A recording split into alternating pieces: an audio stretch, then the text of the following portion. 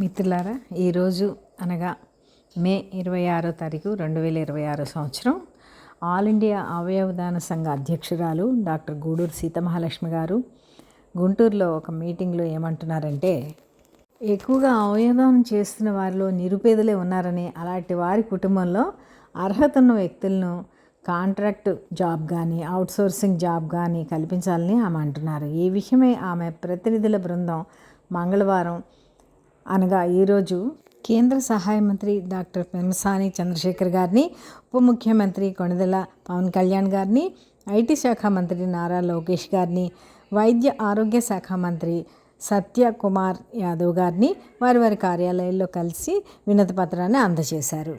అలాగే ఆమె ఏమన్నారంటే, పార్థివ దేహాన్ని గవర్నమెంట్ కాలేజెస్లో అప్పగించే టైంలో రోగికి సమస్యలు ఎదురవుతున్నాయని రాష్ట్ర వ్యాప్తంగా ఒక టోల్ ఫ్రీ నెంబర్ను తీసుకొచ్చి ఆ నెంబర్ని అన్ని ప్రభుత్వ ప్రైవేటు హాస్పిటల్స్లో డిస్ప్లే బోర్డులు పెట్టిస్తే బాగుంటుందని చెప్పారు. అలాగే అవయవదాతల సంఘం రాష్ట్ర ప్రధాన కార్యదర్శి శనగం శివాజీ గారు మాట్లాడుతూ, అన్ని గవర్నమెంట్ హాస్పిటల్స్లో ఏ సమయంలోనైనా పార్థివ దేహాన్ని స్వీకరించే విధంగా ఏర్పాట్లు చేయాలని కోరారు. అన్ని మెడికల్ కాలేజెస్లో అవయవదానం కోసం ఆన్లైన్లో ఒకే విధమైన ప్రొసీజర్ని ప్రవేశపెట్టాలని కోరారు.